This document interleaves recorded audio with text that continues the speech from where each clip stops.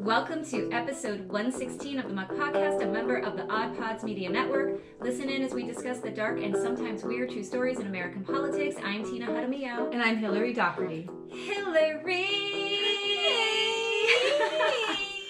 Oh, you know what? I gotta tell you, I really enjoy recording on Saturdays. Don't you? I do too. Like we you got here at 8:30, so we started at 9. But it's so nice to have the rest of the weekend. Yes. We used to record on Sunday mornings, and it was like I would record. Rushed. I would go to the grocery store.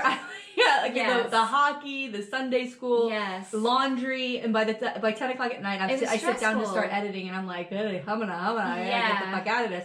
Now we do it because my Sunday mornings with the transfer of the kids and the hockey games or all this stuff is like, it's so much easier. It's so much better because even if I don't get to editing right away, I'm like, oh, I can do it tonight. Yes. Oh, I could do it tomorrow morning. Yeah. Oh, I could do it tomorrow after. Like, there's no urgency. Yeah, I love it.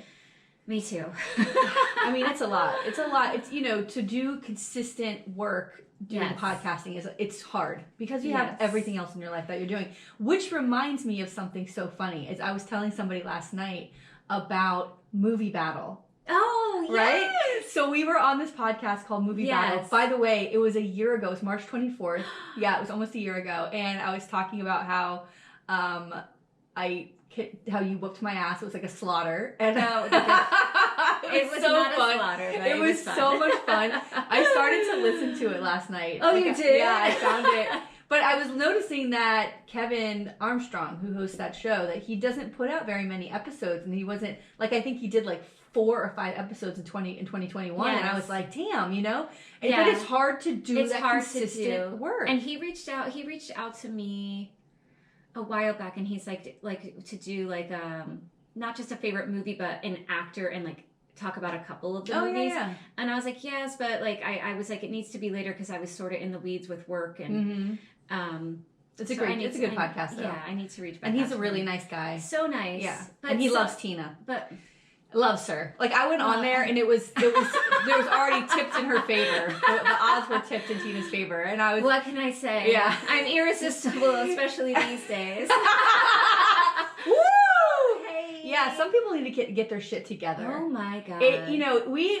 We're talking about all right. We won't get too specific, but a pro women Democratic event where there's somebody who's sexually harassing you. In 2022. In 2022. This shit never fucking ends. It never ends. But also, bitch, you got that vibe, honey. Do I have the vibe? And that's not an excuse. That doesn't mean you should go up and start sexually harassing people. But you got it going on, honey. Oh my god. So cute. I said that to my husband. I was like, who knew I was so cute? I knew. What is this? And he knew. He knows. Oh god. Oh, you're adorable. Look at you. Oh my god. My god. Let's do the only 2 things I have on my notes to bring up at the beginning is the Broward Dems Gala wrap up, and then also the session is over officially. Yeah. Officially. So the Florida is over along with the session. Yeah. They further killed us. We were already on the side of the road, roadkill. They came by and shot us a couple times just to make sure we were dead. Just to make sure.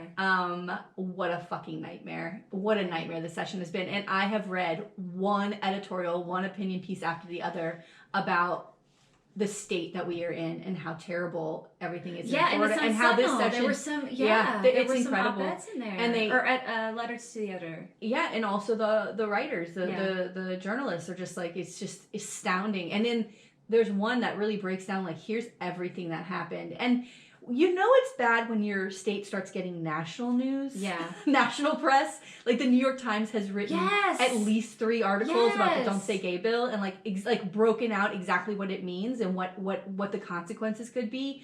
It is incredible, and they're not nothing to be stopping. proud of. They're not stopping. Not stopping at all. Senator Pizzo put out a tweet about how he was on an airplane and he took a quote because there was a quote from I saw this morning. Kate Chauvin from The Awakening, and then he ended it with Bartleby, and I was like, the humanity. And I wanted to tweet that back, but I was like, oh, that's so nerdy if I did that. Do it. I think he's a nerd, man. Do it. It's a cute nerd, by the way. When is it going to stop? I mean, we can't have the awakening now. Like, we can't have, there's so much that just we can't, have any longer, and it's frustrating. I know. Well, I mean, welcome to Florida.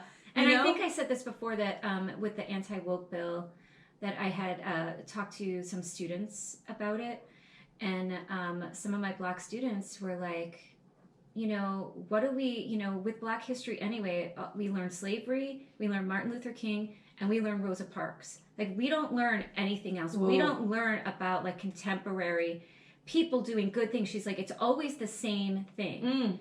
And she's like, so what's the difference with this bill? But even there's so much more to the history that were not those three people. And like a Wilmington massacre. Like, let's so talk much, about but there's even like such wonderful, amazing people that we can talk about and share the history of, that just should just be weaved into history throughout the year. And now it's Well, I was thinking about, it's funny, I was at dinner last night, because every week we do a family dinner. So whoever has the kids, we still get together once a week and have dinner together. I love that so much. Yeah, it's really, I think it's so good. It's awesome. It's so, I don't want to be like progressive, but it feels very progressive, and I feel like it takes so much maturity to do that. Yeah. It takes a lot of maturity and really love. Yeah. And respect to do that. I think we both have a lot of love and respect for each other. I think it's so wonderful. And it's been very civil. Like, we just talk about work and like the kids and we laugh and we talk about whatever, and it's blah, blah, blah, blah. Like, it's very normal. Yeah, I think that's so good. I love it. Except yesterday, he was saying to our daughter, like, challenge your teachers, don't believe everything they say to you, challenge the things that they say, make sure you keep asking questions, which on the surface sounds like fucking great. Okay. And then, but in my mind, I was like, you really can't do that anymore, because you can't say like, tell me a specific thing about this, or tell me your teachers can't talk to you about LGBTQ issues or whatever. It's and so I wanted to say that, but of course I couldn't, because he's a super Republican, and it's like, I can't. And even though the bill start shit, like, let's keep things civil. Ambiguous. Yeah. It's so ambiguous that with the one like piece of like a teacher can get sued. Yeah. I mean, that alone is going to make people pause. Absolutely. And think about, like, is this something I could get in trouble, And that alone, even if they may not get in trouble for it, they may not say it because they don't know. Right. You don't know what ambiguity. And how it's going to be construed, and how it's going to be said, and then who said what, and what evidence. And you also don't know who's in the classroom, right? Yeah. Like, kids are probably, it goes like this. Let's be honest. I mean, I'm sure they're absorbing it, but they're not going to take it as, like, they don't know the specifics of that bill, so they're going to hear their teacher say something and think this is just what the teacher's talking about. Yes. There could be kids in the classroom who are the child of, like, a Marjorie Taylor Greene, who are looking for fucking trouble. Whose parents have said, if you hear this, if you hear that, if you hear this. There are parents who are itching to fucking test this and don't give a fuck about teachers. Yes. Teachers are, like, their babysitters, you know what I mean? Like, they don't give a fuck about them. So... yeah, I would be hesitant as possible as a teacher. Like, this is your income. This is how you support your family. Like, why would you want to risk your job over that, or health insurance or whatever? But it's like, at the same time, I want to. Of course. It's like this struggle of, like, I want to just be able to be as honest. Yeah. Like, that's like the part of learning, is when kids are asking questions and you dive into those things, and like, it's just supposed to be this, like, scripted. Yeah. You can't go off the rails. Right. Like, what is that's not teaching. That's not education. But even worse than that is the the Don't Say Gay bill, where teachers can't be who they are and, like, talk about that. Like, that to me is really, really upsetting. It's very, very upsetting to tell a teacher that you can't be, like, authentically who you are. Yeah, they can't. And they could have been out for, like, 40 years. Yeah, because they can't say, oh, my partner and I did that. Like, they can't say that now? No. Because I say, oh, my husband and I did this weekend, or, oh, that, No, they can't. It's so messed up. I know. And then even, like, kids talking, like, if some kids, I think we've talked about it before, but it's not good.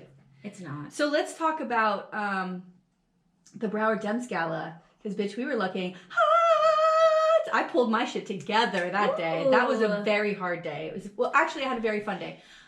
We did the podcast. Yes. And then I was going to lunch with a friend of mine, and we passed by my son's school, and there was a car show. And I was like, oh my God. So we went to lunch, and then we went to the car show, and it was so fucking awesome. Oh my God. I fucking love a car show. I will pull over all day long and be like, just get over. And there was no Ford Falcons, which really upset me, but there were so many fucking cool cars.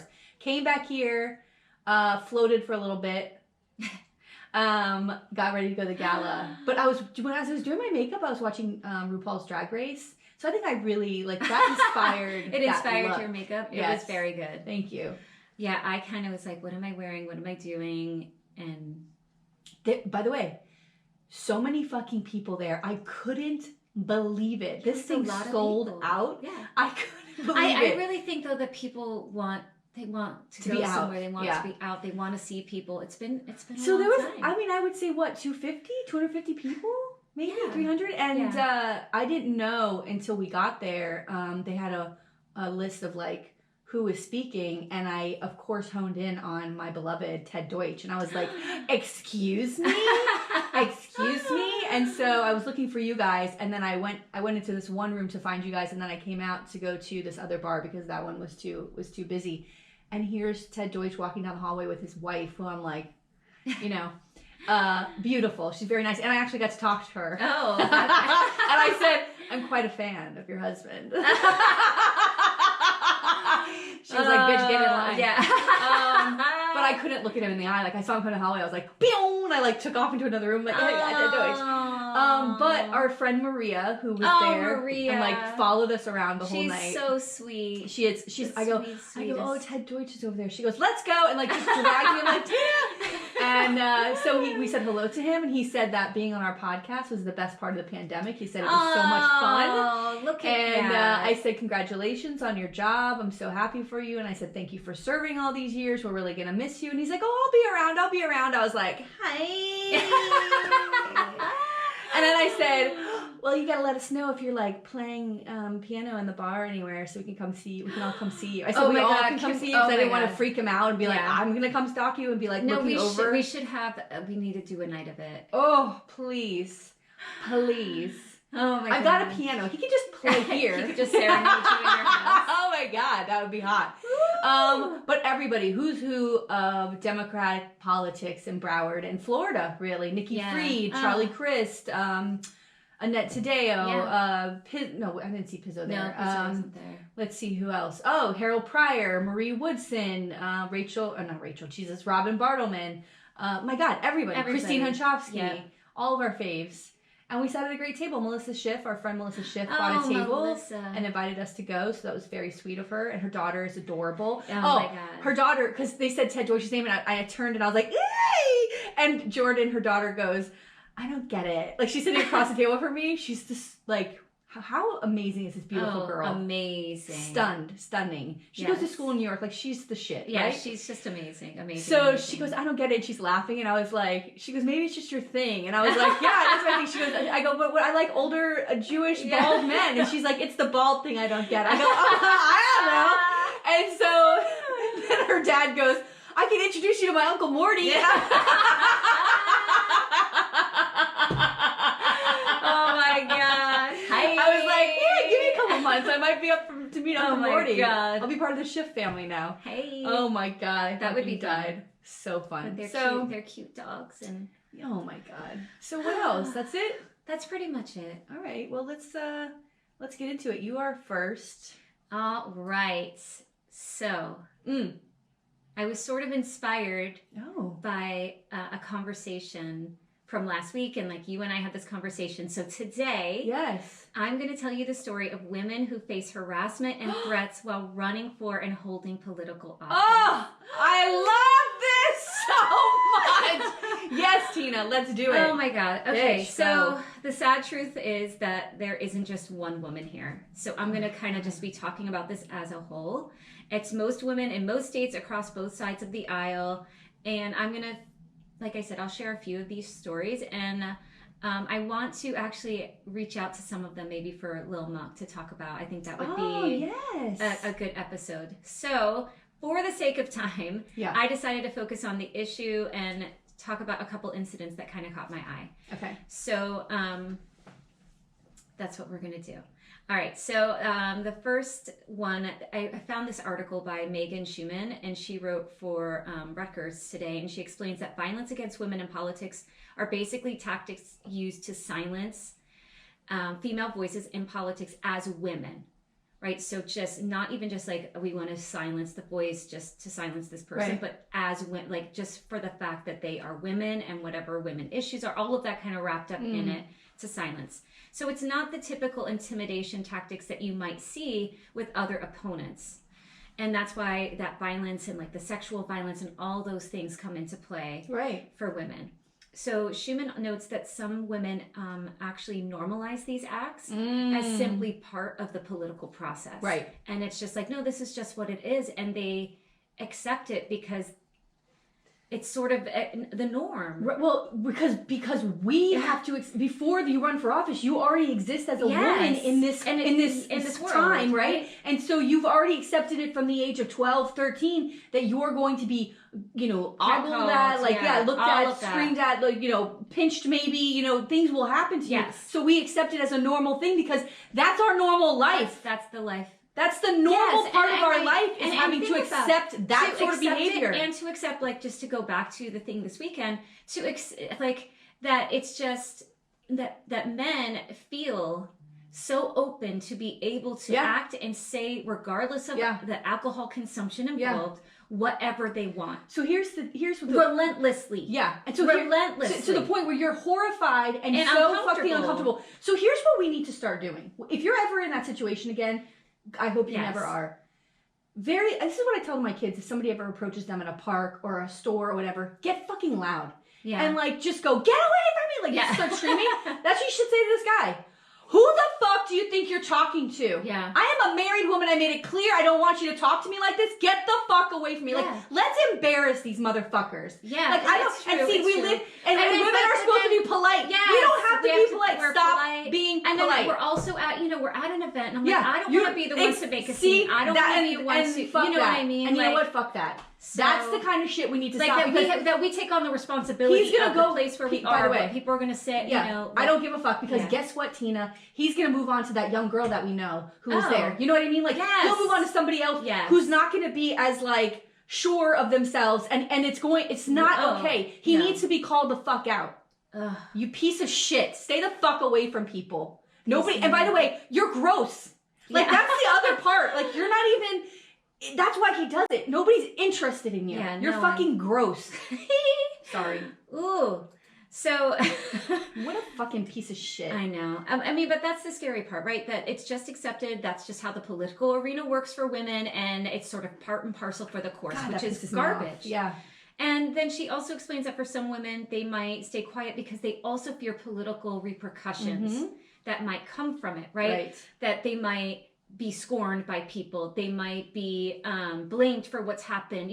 Almost just like any victim of a thing. But now they're running for office, and so there's that added pressure of what that could mean for a potential win. And if you can't handle this kind of harassment, maybe you shouldn't be in office. This is part of the territory, but it shouldn't be. Yeah, no, it shouldn't. Nobody's sexually harassing these fucking gross dudes that are in office. They're not. So, there's a couple I'd like to sexually harass, but for the majority, it's no. No. So the types of violence women face run the gamut, from actual physical violence to psychological violence. And online harassment falls under that psychological violence. That is the thing. Yeah. I think people just think someone's just saying things, ignore it. But it does impact someone psychologically. Absolutely. And can cause them lasting harm. Oh my God. So fear of existing. Yes.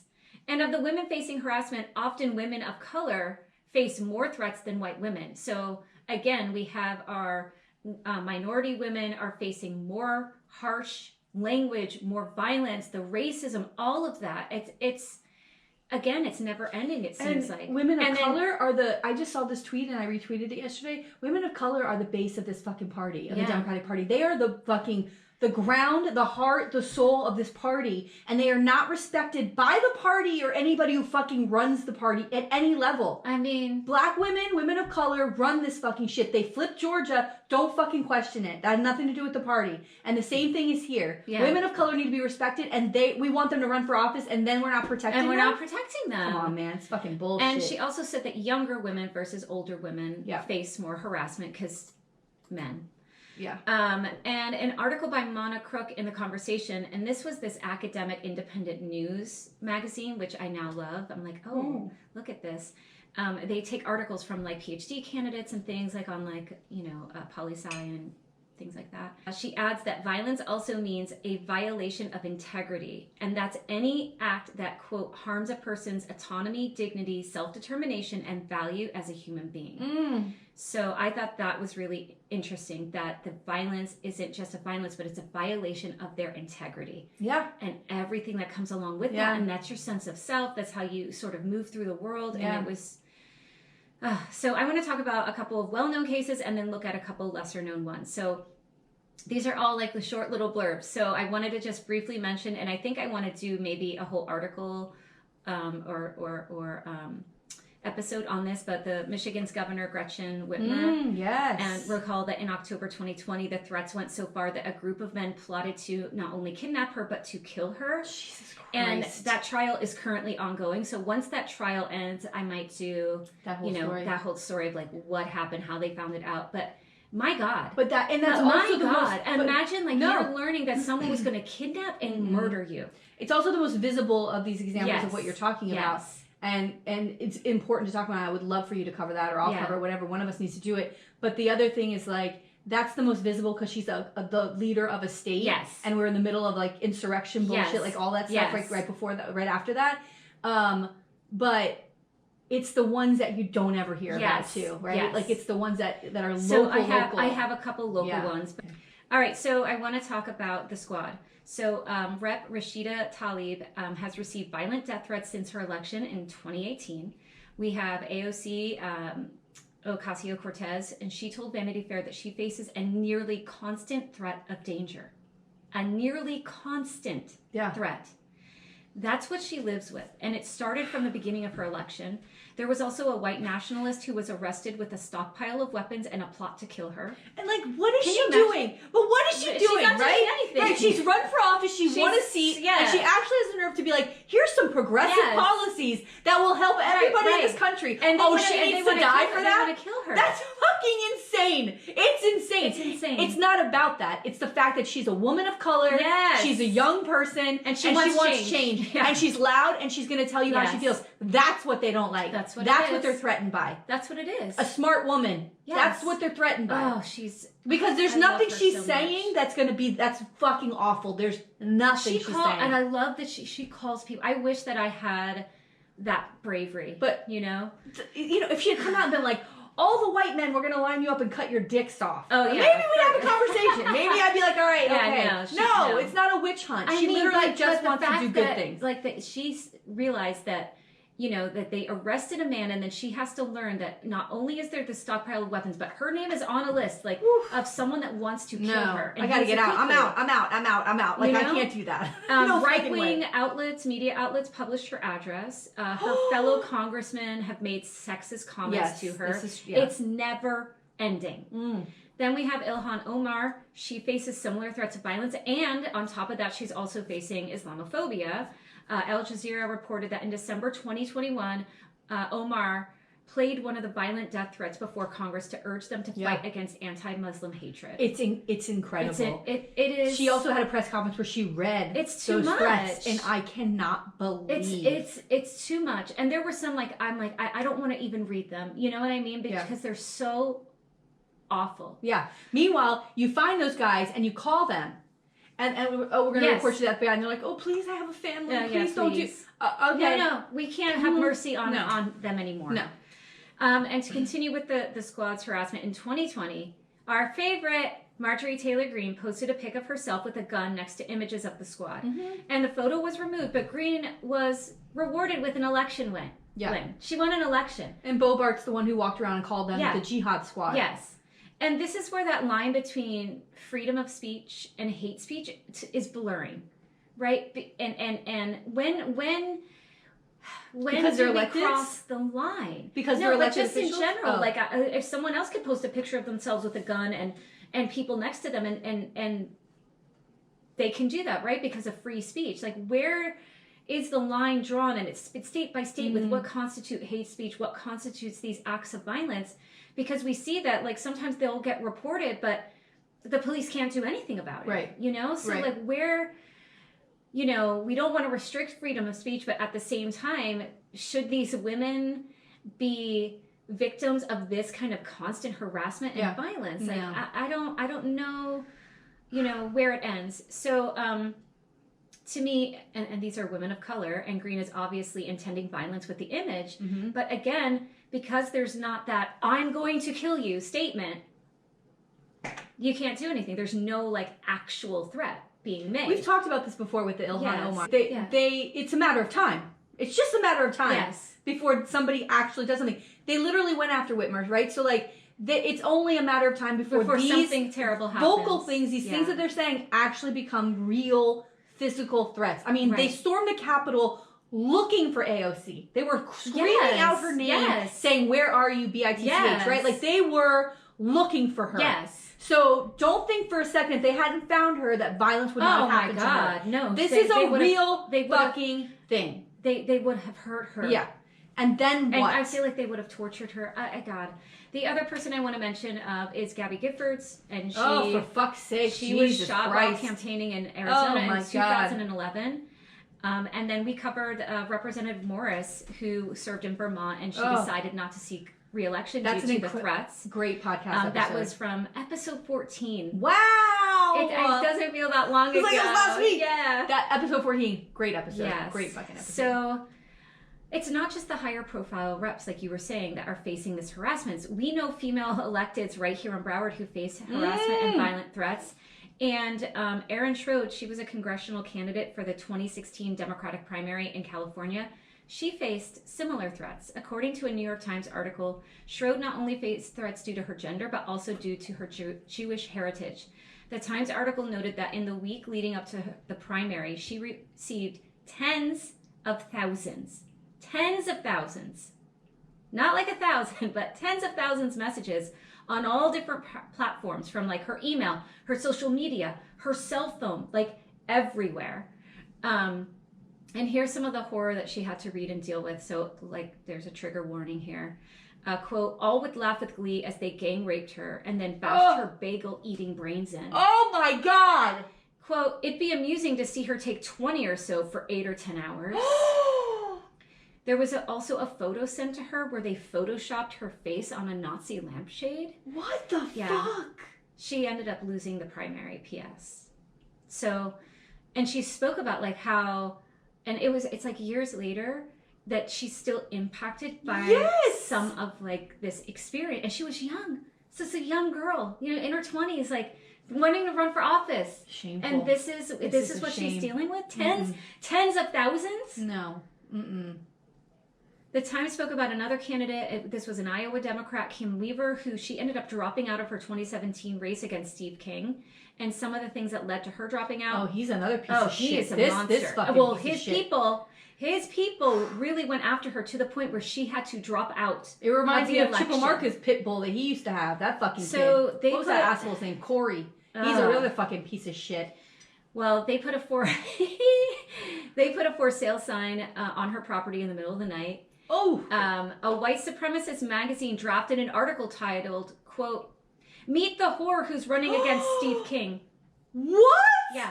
What kind of a journalist integrity is that? Right. That's their... Well, it's a white supremacist magazine. Yeah, I know. So, I mean, already. I don't think there's any integrity. We're not getting the best of the best. There's no Harvard grads writing for the fucking... Right? Like, whoever's reading that across the nation. Wow. Now that leads to more threats against this woman. There were threats made on an extremist message board, like threats against her life. She had this to say to the Times about the incident. quote, "I'm normally a pretty brave person, but when you feel like you're in a fishbowl and you don't know who it is that's throwing rocks at you, it's disconcerting." Right. Yes. You don't know if it's somebody sitting in his mother's basement in Florida or if it's a gun-happy white supremacist who hates you, who lives a block away. Yeah.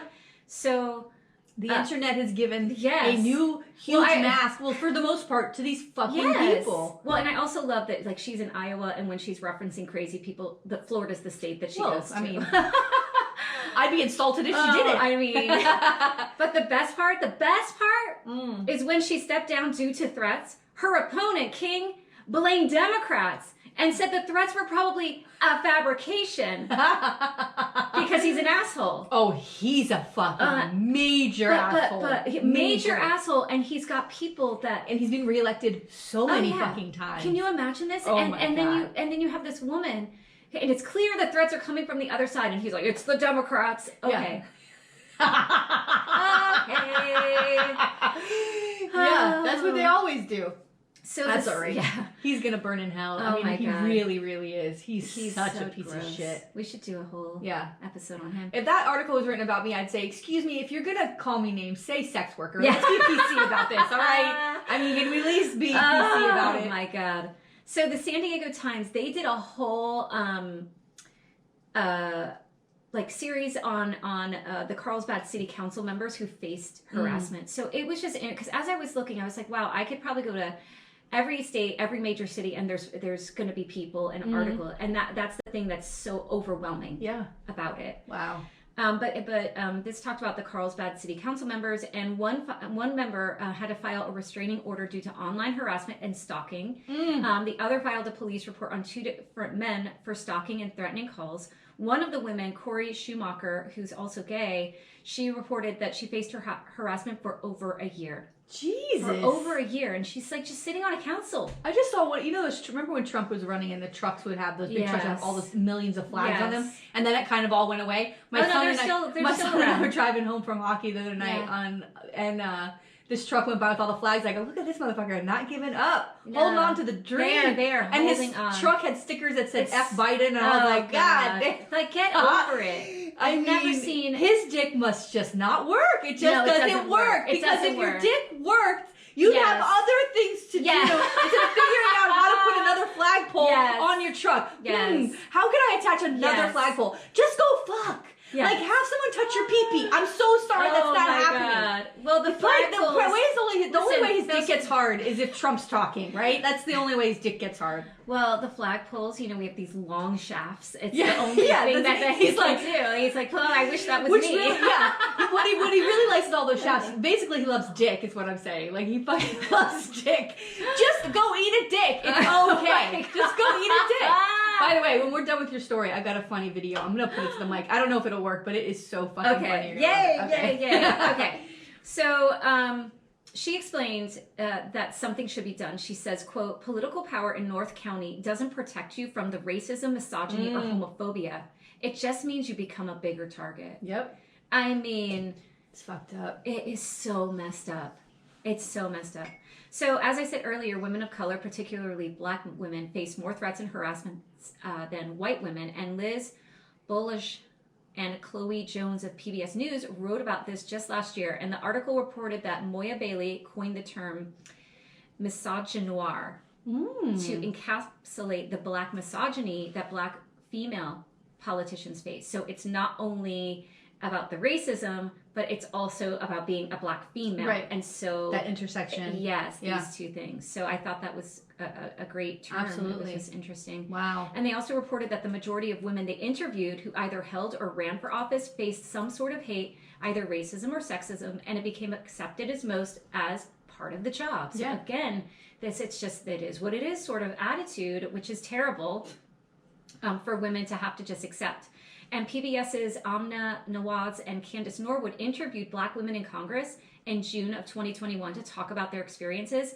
So you could check out the full coverage of that in our show notes, but I wanted to just highlight a couple. So Rep. Johanna Hayes explained in the interview that there was this horrible juxtaposition happening. On the one hand, they had this beautiful diversity of the newly elected Congress members. Yeah. And on the other, there was this ugly side where death threats were coming in daily. She was like, on every caucus call, death threats. Like, they're just trying to do work. Christ. They're just trying to do work. Jeez. They got elected. They're trying to do work. Like, I don't understand. Like, let it go. Like, what are you doing? What compels a person to pick up the phone and threaten death to another person just because they got elected to a seat?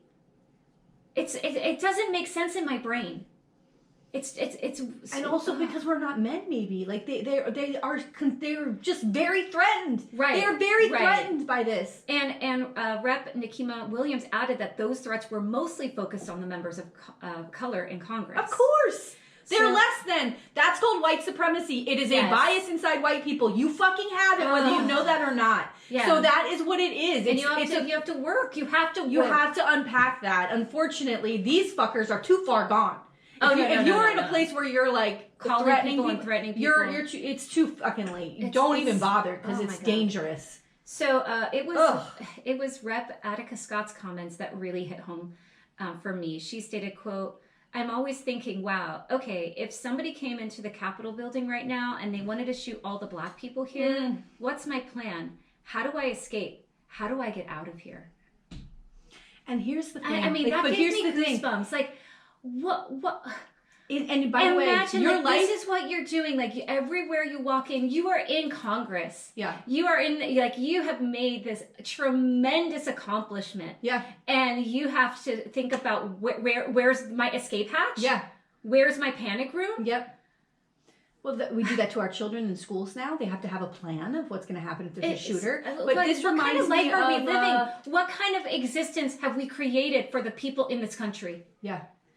Well, everyone should be able to walk safely, but not for nothing, and exist safely in this world. But not for nothing. But your life is not worth that. Like it's not worth having to do that work. For my opinion, I'd be like, peace, I'm fucking out. After the 50th death threat and I'm elected, I'd be like, I have children. Like, I don't fucking have time for this. And that's the thing, for women in general, with or without children, but they do care about their families, right? Yes. The empathy, there's all of this weight put on women. Yeah. Right? Where men, I feel like they can run for office and they don't have the weight of the family. They don't have no way near any of that. And so the women have the weight of the world. Yep.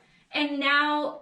P.S. It's already hard enough to take the leap. Val Demings did an interview. She talked about the January 6th. She talked about sitting there in a room with another elected woman. I forgot who it was, but she was saying to them, if we die this way, this is the way we die, and that Constitution will protect us, and they will be held accountable. Like, she was ready. Oh, she was ready to die that day. That's what was happening there. That's what was happening. But remember, Val Demings is not like me. Val Demings was a police officer, a chief of police. She's fucking badass. Oh my God. She was swearing, an oath of office to be a police officer to lay her life down. So she's a totally different badass bitch. Okay? But she's like, hey, if this happens, then they will be held accountable and that will be the end of that. And now, meanwhile, look at how it was spun afterwards. Yeah. By the way, there's police officers who have committed suicide because they are January 6th protecting Congress, and they have committed suicide because of the insurrection, because of what they experienced and all of that. These guys are being held accountable for murder because they should be. Yeah, because of these suicides. That's incredible, and nobody's fucking talking about that. Sorry, it's crazy. Ugh. Norwood also reported that black women weren't just facing physical threats of violence, but they were also facing verbal abuse, that psychological violence, especially through online platforms and through phones. And she explained that Marilyn Mosby, Baltimore state attorney, had voicemails full of slurs, like that just leave racial slurs on. Again, like someone picks up the phone. And this is what's coming out of it. As if it can't be traced. I know, but we're gonna find you, bitch. Yeah, but I can't. Yeah, too much time on their hands. Yeah. But so many of the women in the interview talked about how they keep going despite the threats and harassment. And here's what Shirley Weber had to say.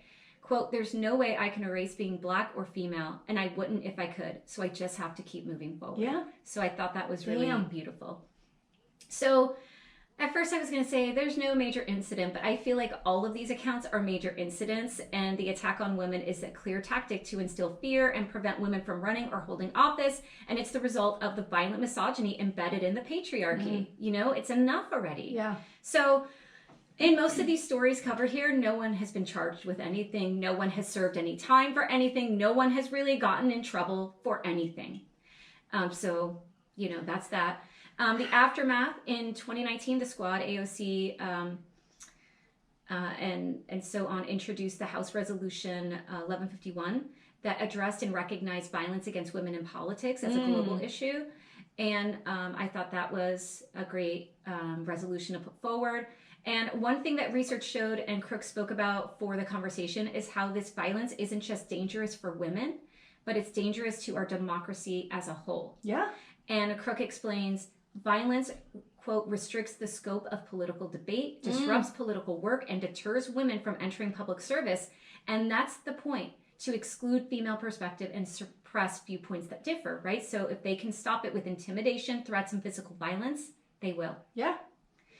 And this makes me think of the panel of women we heard speak at the Dolphin Democrats I just 2 weeks ago. That's and so funny. The panelists spoke about how women lead differently, that they lead with empathy, with compassion, which doesn't mean that they lack strength. Right. It's just a different perspective and way to look at issues. And to try to exclude women in such horrible ways highlights even more why we need more women in politics. To call out these, but also to normalize and we need to call to normalize that women can lead. But like you were saying, so it's not weird and people don't get threatened. Hopefully, yeah. But like you were saying to me last week, like we need to call out these harassers. We need to flip the script. We need to find out who they are, report them, screenshot, DM their bosses, their wives, their family members, shine the light on who they are, and they need to know that their reputation isn't safe. Like they need to know, like if it keeps happening, they need to go, ooh, man, I might lose my job for this. Ooh, my wife might find out about this. Ooh, that there's ramifications that make them think twice before they do this kind of stuff. Without a fucking doubt. And I've seen some of our local friends who are elected do it, take a screenshot of every message and just make a post and tag them, tag that person, tag the person who put it, and let the world see what this person's trying to hide by sliding into someone's DMs and being a dick. Yeah. Let them see. Let your fucking employer see. Yeah. Let their employer see. Let their dad see. Let their parents see. Let their kids see. Let their kids see what kind of they're person saying they are. to people. Especially to women. It's fucked up. So some points of interest, there's an organization helping to stop violence against women in politics. It's the National Democratic Institute, which launched the hashtag Not the Cost campaign, meaning that violence should not be the cost women should have to pay to participate in politics. Time's Up launched a hashtag We Have Her Back campaign that challenged media outlets during the 2020 election to avoid gender and racial stereotypes. And one thing I found interesting came from Esperanza Camargo, and she's an associate professor at San Diego State University. And she explained, quote, women are abused in many instances. But when acting against their expected roles, especially strong women, and act against traditional norms, everyone, including women, go against them. Even women. And that's the thing that bothers me so much. Our winos. Yeah. The winos out in the world. Which still shocks me, even though it shouldn't. And she said it's really all about submission, of keeping women submissive, which is why there are threats of rape along with the threats of violence, right? Because it's all about controlling women. Control. And that's how men think. Yeah. Right? They think that women should be submissive. And then there are the women who have been brought up in this culture where women have to submit to men. Yeah. And when they see women, that's why they want to use the term whore or things like that to talk about these other women. Like, we're not like that. We're dutiful. We listen to our husbands. We're the good homemaker. And these other women are disrupting what the traditional roles need to be, and like the breaking down of the family unit, and it's all of that stuff is tied into it. There's nothing hotter. I'm fucking serious. There is nothing fucking hotter than a man who wants to hear what you think about things and how you feel about things. Like there's nothing hotter than that, than a guy who's like interested in your opinion. And respectful of it. And respecting there's nothing hotter than that. And like just respecting you and your intelligence and all of that. And like that's something that's actually on the checklist of like what they're looking for. Yes. You know what I mean? Because it can get bogged down in the physical part of it, but like having a sense of humor, having a brain, like being able to talk coherently about like that's politics.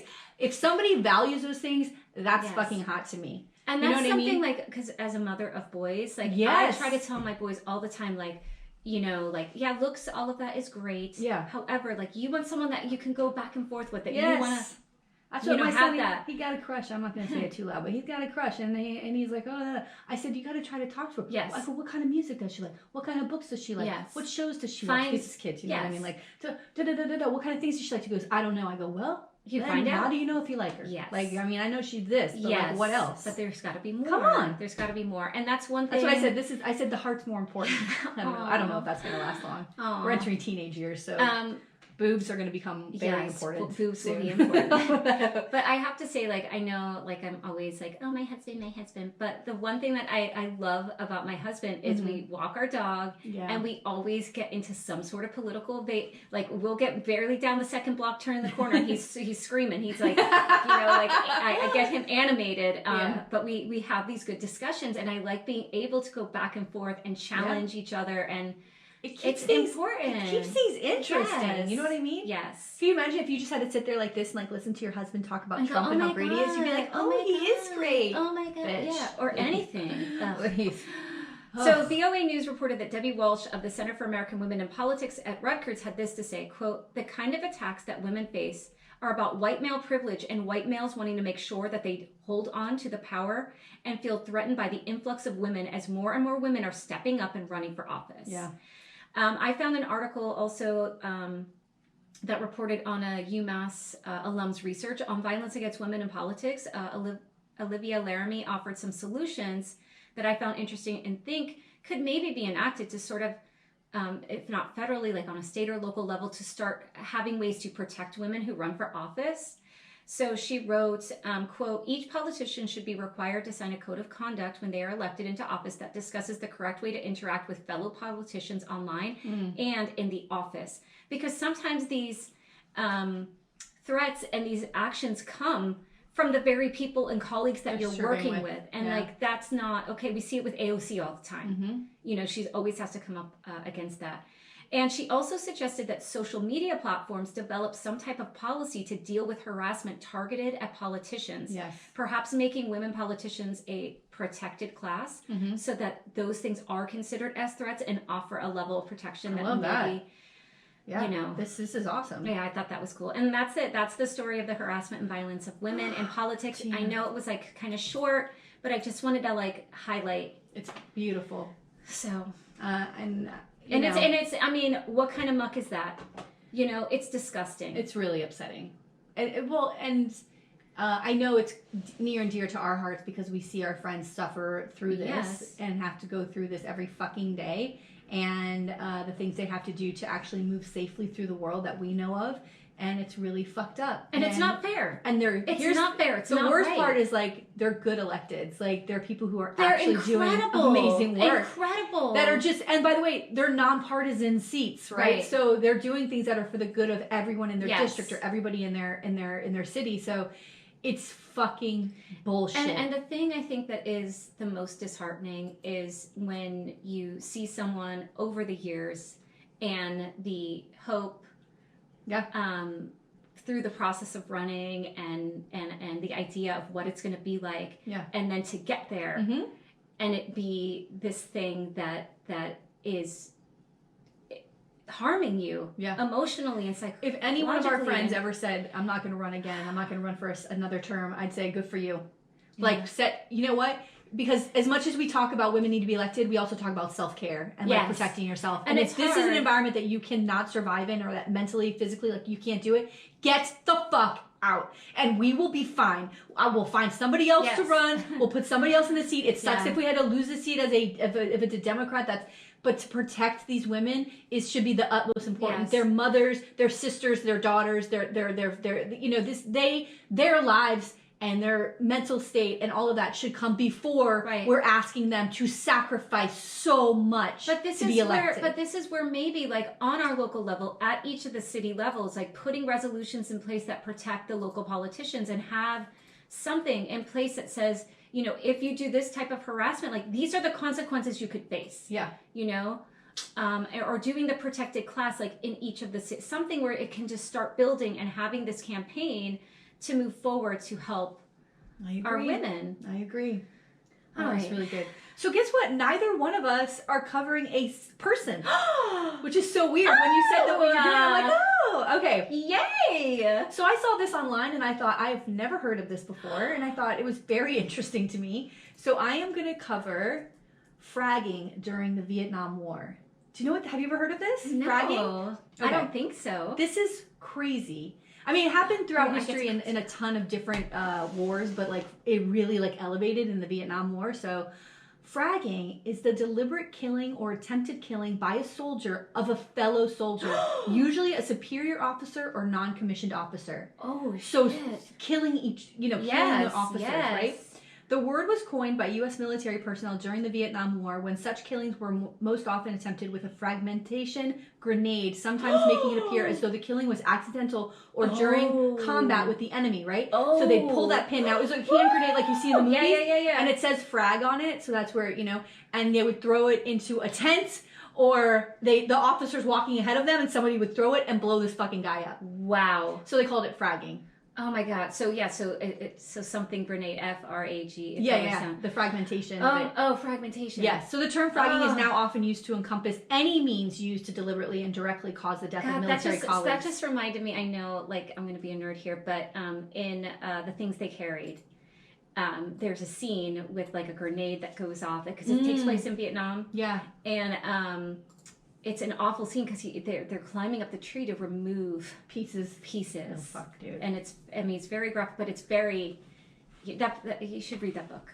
All right, read it. We'll do it. The high number of fragging incidents in the latter years of Vietnam War was symptomatic of the unpopularity of the war with the American public and the breakdown of discipline in the U.S. Armed Forces. Wow. Documented and suspected fragging incidents totaled nearly 900 from 1969 to 1972. No way! In those 3 years. 900 officers. But a lot of it wasn't, it's suspected. Some of them were like suspected. Oh yeah, how do you prove it? Right, How do you prove and it? nobody's going to say anything. How are you proving it? And nobody's going to say, hey, this blah, blah, blah, blah, right? And I mean, I wonder if like mental illness, drugs. Yes, all of it. Remember when we were where we were, right? Yes. So why did this happen? So soldiers have killed colleagues since the beginning of armed conflict, which at the end of this, I'm going to give you a bunch of different examples of like different wars and what happened. I'm loving this so much. But I want to get through like why first, right? Yes.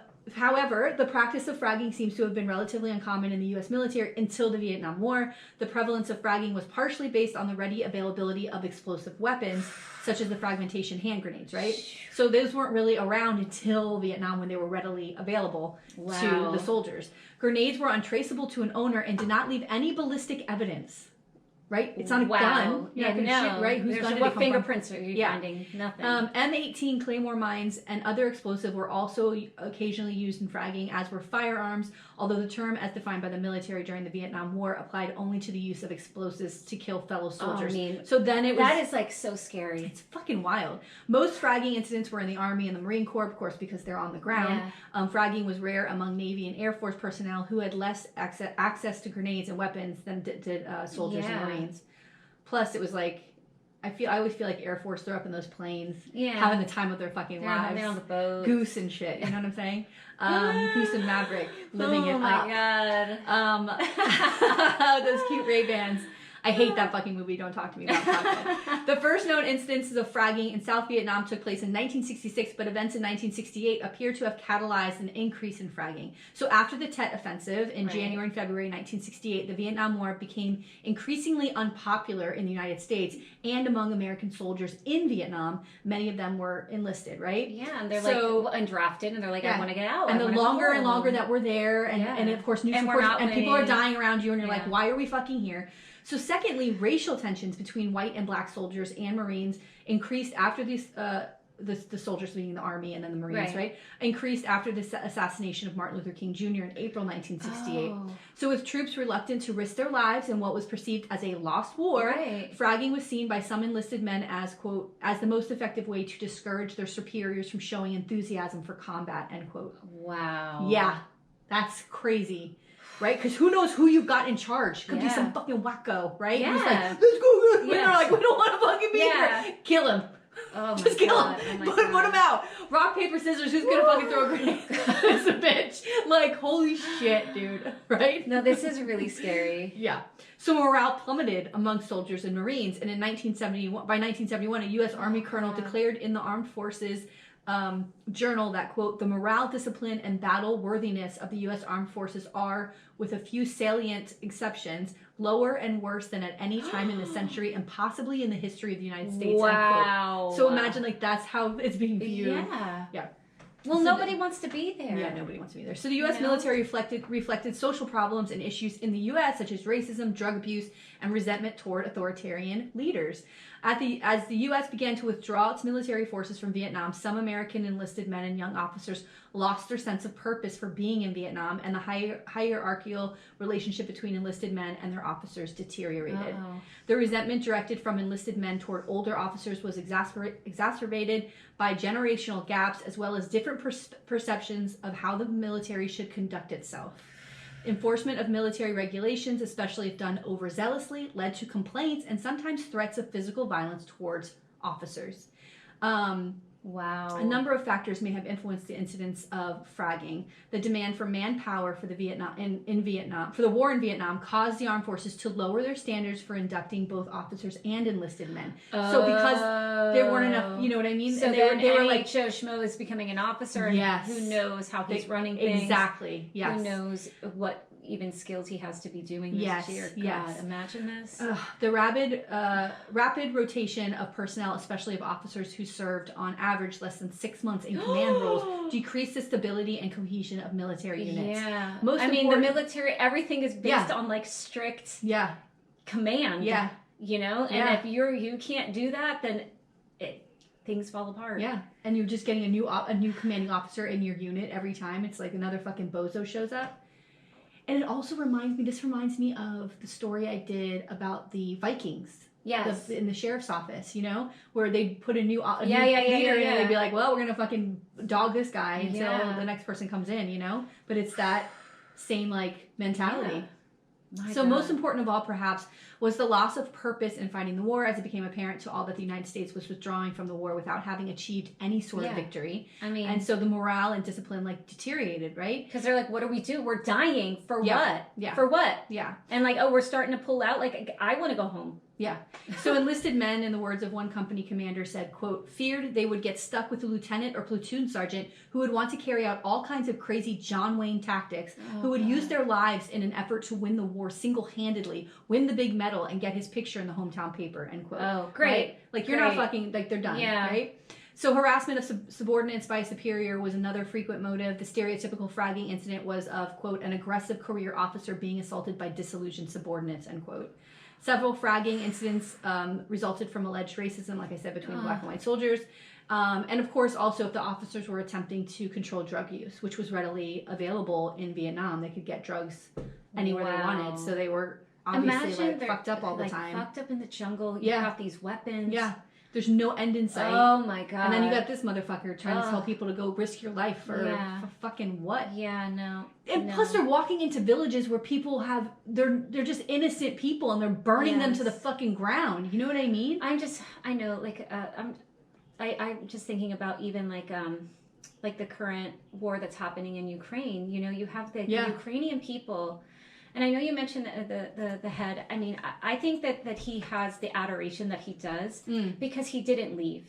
You know what I mean? Like, he's like, I'm staying here. I'm not leaving. Yeah. You know, he's always in his tight shirt. You know what I mean? And I think that, like, but he showed that video to Congress, and it was so awful because it's like children. It was dead children. Yeah. You know, but they had a whole thing that high school kids are preparing for battle. Yeah.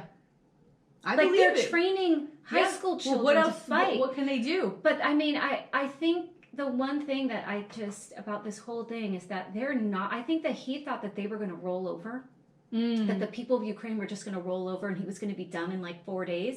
And they're like, no, we're going to fight to the death for our country. Like, I saw a great meme, and it was the soldiers like putting like bombs inside of a plane or something, and it said the Russia's about to find out why America doesn't have universal health care. Oh my god. We invest heavily in the military. Yes, Now you're about to find out why we all don't breathe the breath of the fucking nose. But they're doing crazy shit. Like they got some of the Russian. They got like some Russian bombs, and then they 3D printed the like the wings to make them like torpedoes, and then they put them on drones and dropped them on tanks. Yeah, like they're so that they're like talking about like the inventiveness of the people, like war. How they're like. You know, that they were like, oh, we got these bombs. How can we make them so that they fall out of the sky? Oh, they need to have that. And they 3D printed shit. Wow. And like strap them to a freaking drone and drop them on tanks. I'm like, let's go, Ukraine. Yeah. All right, sorry. Okay, so that's all right. So sometimes soldiers sometimes use non-lethal smoke and tear gas grenades to warn superiors that they were in more serious danger if they did not change their behavior. Oh, so all of a sudden they're like, oh wait, what's that? Yeah. Oh God, okay. Yeah. Whatever you guys need. What do you need? Yeah. Let me help you out. You need what? Tell me. Yeah. Tell me what you want. A few instances occurred, and many more were rumored, in which enlisted men collected bounties on particular officers or non-commissioned officers to reward soldiers for fragging them. No.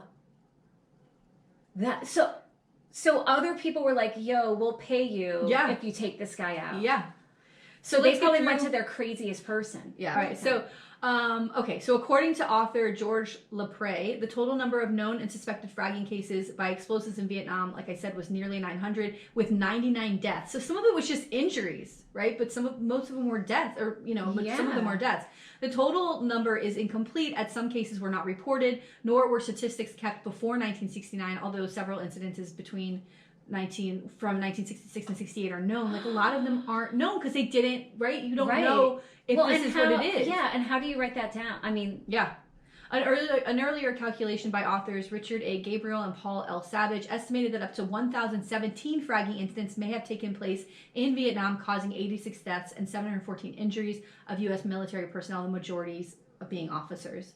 Several hundred murders of U.S. soldiers by firearms occurred in Vietnam, but most were of enlisted men killing other enlisted men of equal rank. So there's still fewer than 10 officers are known to have been murdered by firearms. Because that's more, you can more trace that, Yeah, but still, even that, like, enlisted men, and it's not, like, friendly fire. Like, it's like, if you're in the jungle, who knows what's happening, and then you're killing your fellow soldiers. It's fucking dangerous. It's so scary. And think about how that fucks with your mind too. Yes. That you don't know what's coming. If they're on drugs. Yeah, like this is the unit you're supposed to feel protected in. This is your family, right? You're supposed to feel like you can trust these people. Oh God. And you're out there. People are trying to kill you here. They're trying to kill you in the unit. What the fuck? Well, and when you said that, it's like mainly the injuries, like. The injuries from a grenade. I mean, they're. Oh my God. Yeah, you could be missing an arm. Yeah. Okay, so the response from the military, right? The U.S. military's responses to fragging incidents included greater restrictions on access to weapons, especially grenades, for soldiers in non-combat units, and lockdowns after fragging incidents in which a whole unit was isolated until the investigation was concluded. Wow. For example, in May 1971, the U.S. Army in Vietnam temporarily halted the issuance of grenades to nearly all its units and soldiers in Vietnam, inventoried stocks of weapons, and searched soldiers' quarters, confiscating weapons, ammunition, grenades, and knives. But this action, however, failed to reduce fragging incidents, as soldiers could easily obtain weapons in a flourishing black market among nearby Vietnamese communities. Wow. Which is my favorite. Oh my God. Because those motherfuckers are out in the jungle picking shit up. Yeah. Right? Taking knives and guns off of dead soldiers. I'll sell this to you. Yeah. Well, listen. Because, commerce always fucking comes around. Like, there's always going to be a market for fucking something. Isn't that crazy? I don't even know. I love it. I don't even know. Fucking wild. So the U.S. military also attempted to diminish adverse... With the coat, like, do you want this one? I got grenades. Yeah. That is so fucking funny. Oh my God. Oh my God. You used to see that in the movies from the 80s all the time. The guy would open up a coat on the subway and be like gold watches. Yeah. We don't see that shit anymore. No. Oh my God, it's grenades so or good. what kind of guns you want. So good. So this, the U.S. That's right. The U.S. military also attempted to diminish adverse publicity concerning fragging and the security measures it was taking to reduce it, right? So they don't want it getting out. Well, I mean... And only a few fraggers were identified and prosecuted, right? It was often difficult to distinguish between fragging and enemy action. A grenade thrown into a foxhole or tent could be a fragging or the action of an enemy infiltrator or saboteur, right? Wow. Enlisted men were often closed-mouthed in fragging investigations, refusing to inform on their colleagues out of fear or solidarity. Though the sentences prescribed for fragging were severe, the few men convicted often served fairly brief prison sentences. 10 fraggers were convicted of murder and served sentences ranging from 10 months to 30 years with a prison time of about, like, average 9 years. Like, they really didn't, yeah. But for those 10, like, they must have had, like, very, very clear evidence. Yeah. Or maybe it was something where he was, like, out of the whole group kind of went rogue, where the other ones maybe... Yeah. It was more of a collective. Maybe there's something that gets excused away in war. You know what I mean? Like behavior that you're just like, this guy was, if everybody's like, this guy was out of fucking control, kept putting us in harm's way, not following whatever procedure, like maybe, I don't know. I don't know. So in the Vietnam War, the threat of fragging caused many officers and NCOs, which is non-commissioned officers, to go armed in areas and to change their sleeping arrangements, as fragging often consisted of throwing a grenade into a tent where the target was sleeping. Wow. For fear of being fragged, that now, by the way, you're not sleeping. There's no way you're sleeping. So now you're afraid of being, I mean, just you're in war. Yeah. So now you have to be afraid of even your own people. Yes, and you can't sleep. There's no way they're fucking sleeping. That's why they're cuckoo too. Yes, they're sleep deprived. That's right. You know, there's Agent Orange. Like one thing. There's drugs. It's like the snake. It's eating itself. I mean, it's fucking wild. For fear of being fragged, some leaders turned a blind eye to drug use and other indiscipline among the men in their charge, right? So just let them get away with stuff. Fragging, the threat of fragging, and investigations of fragging sometimes disrupted or delayed tactical combat operations. So now we're already losing a war. Yeah. But now we're going to put ourselves in further danger. Yep. Wow. I know. So this is the end, but it's just some incidences from overtime of fragging. 1704.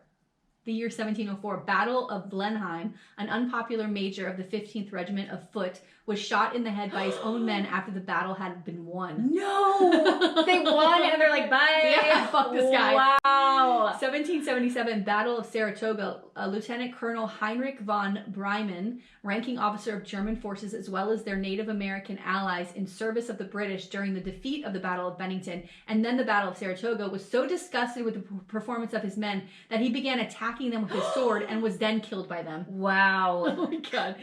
1815, Battle of Quatre Bras, the commander of the 92nd Regiment of Foot, Colonel John Cameron of Fastfern, was shot and killed by a man whom he had recently flogged. Oh. 1847, Mexican-American War. On 2 occasions, Lieutenant Colonel Braxton Bragg survived attempts on his life. Once an artillery shell exploded under his bed. So even then, trying to blow these motherfuckers up. 1894, the Battle of the Yalu River. Admiral Ding Rushang's legs were crushed, either due to the construction defect or the deliberate misfiring of his ship's main battery by the ship's captain. Oh my god. He had the battery fall on his legs. Yes. Oh my god. They were crushed. All right, here's 2. I think I have 2 from Vietnam. On April 21st, 1969, a grenade was thrown into the company office of K Company 9th Marines at Quang Tri Combat Base. First Lieutenant Robert T. Wareller died of wounds he received in the explosion. Private Reginald F. Smith was apprehended after boasting about the killing to a colleague in formation while still having grenade ring on his finger. No! You pull the ring out and you have it. What? Dark bitch. Smith pleaded guilty. Yeah, no, that's cool. Like who knows what happened? I'm telling you, it's mental. Smith pleaded guilty to the premeditated murder of Rowler and was sentenced to 40 years imprisonment. And he was murdered by a fellow inmate in prison on June 25th, 1982. Wow. So was he in like a military prison? I wonder. Maybe. Right? Wow. It would be a military, right? Probably, trial. Right? On March 15th, 1971, a grenade was tossed into an officer billet, which is like their quarters, at Bien Hau Army Airfield, and it killed Lieutenants Thomas A. Delwo and Richard E. Harlan of the 1st Cavalry Division. Private Billy Dean Smith was charged with killing the officers, but was acquitted at a court-martial in November 1972. Wow. So, I mean, you're sleeping. It's that... I know, but what are they doing to have for that to happen? You know.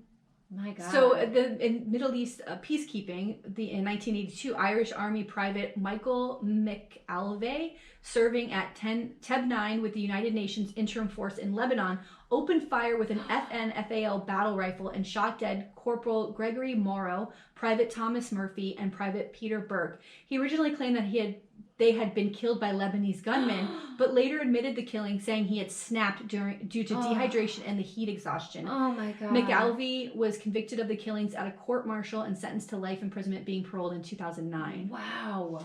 So the Iraq War, right? On March 23rd, 2003, in Kuwait, Sergeant Hassan Karim Akbar cut power to his base, threw 4 hand grenades into 3 tents where fellow members of the 101st Airborne Division were sleeping, and opened fire with his rifle when the personnel ran to take cover. Oh my God. Right? So they come out of the tents and he's like, right? Oh my God. Army Captain Christopher S. Seifert and Air Force Major Gregory L. Stone were killed, and 14 other soldiers were wounded by shrapnel. Akbar was tried by court-martial at Fort Bragg, North Carolina, so it is in a military court. In 2005, on April 21st, 2005, Akbar was found guilty of 2 counts of premeditated murder and 3 counts of attempted premeditated murder, and was sentenced to death.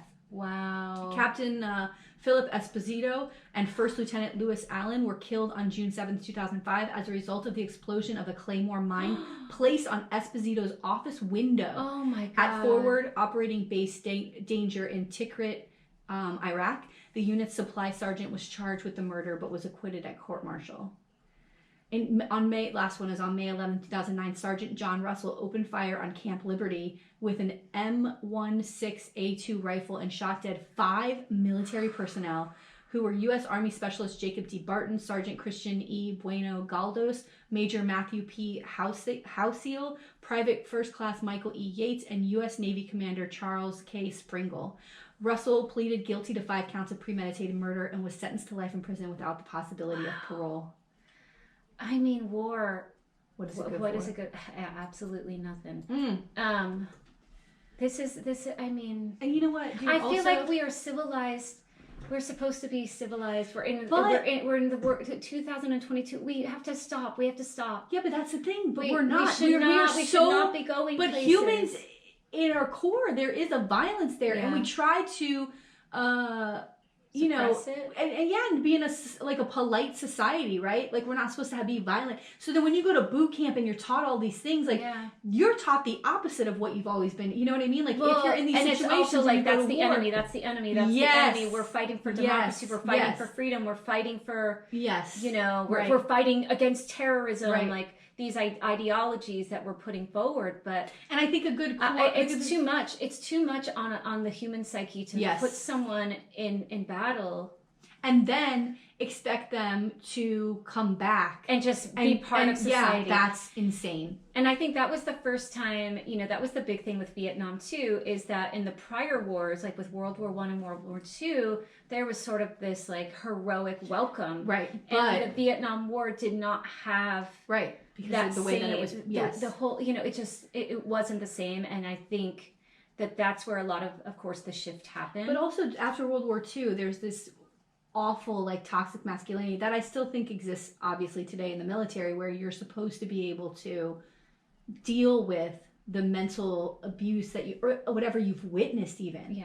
And after World War II, because it was so, you had to be like a man, a lot of these guys that came back had alcohol abuse problems, right? They became alcoholics and they had to do something to deal with this pain and lost their families, lost a lot of who they were because they didn't have, we're still a human being. You're still a fragile person, even though you're this man idea. But it's even from the beginning, Walt Whitman wrote, the Civil War poetry of Walt Whitman. Mm-hmm. There's one of them where it's clear that it's reliving these nightmares. Yeah. It's the PTSD. So if you look at certain even early literature, war literature, it's in there. Yeah.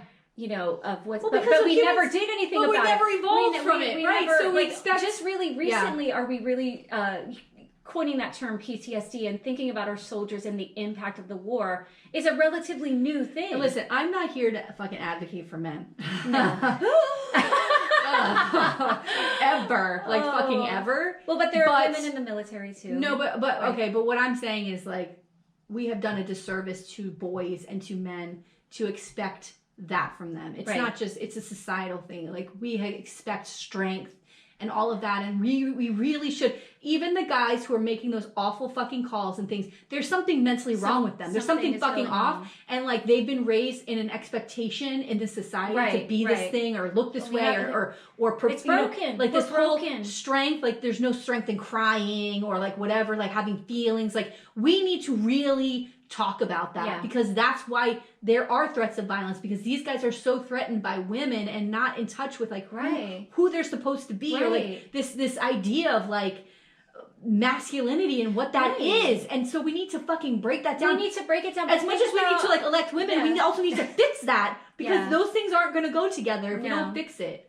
But our culture is still surrounded by things where women are still objectified. You know, you can still go down the street to a Hooters restaurant. Oh, my kids love to talk about this. The Hooters, and then there's one, the one over here's got the Twin Peaks next to it. Yeah. And my son literally just said to me, "Are those mountains supposed to be boobs?" And I was like, "Yes." And he's like, "Why would they do that?" I go, because you know, people are just trying to make a living. Tits. I mean, what do you want? That's what it is.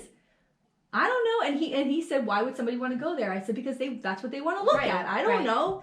He goes, "Maybe the chicken's good." I go, "There's no chance. There's no chance." Oh, he's so sweet. I know, my poor baby. My God. Wow, what a good episode. Let me see if I can play that video. Okay. It's a little, I think it's like a minute long. So this guy's name is George Hahn. He's like an actor or something. Like, I have no idea, but he's so fucking funny on Twitter, and he does this thing where he does these like funny videos where he's talking shit, but he always goes, "For me." And so he did this. He said, "So relieved that Florida Republicans are laser focused on the real issues plaguing our children in schools." So he's an out gay man.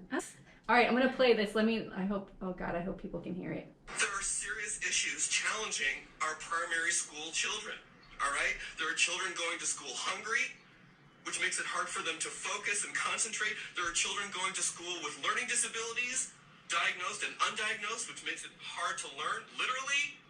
We also have guns in schools. There are shootings. That's a serious problem. But for me, we need to focus on the serious issues that aren't even real issues. We cannot let the children hear about LGBTQ things. We just can't have it.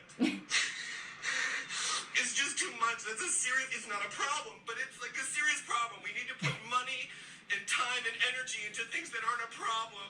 And I'm scared of gay things. As a Republican in Florida, I'm scared of gay things. I am terrified that dicks might be delicious, and I'm scared.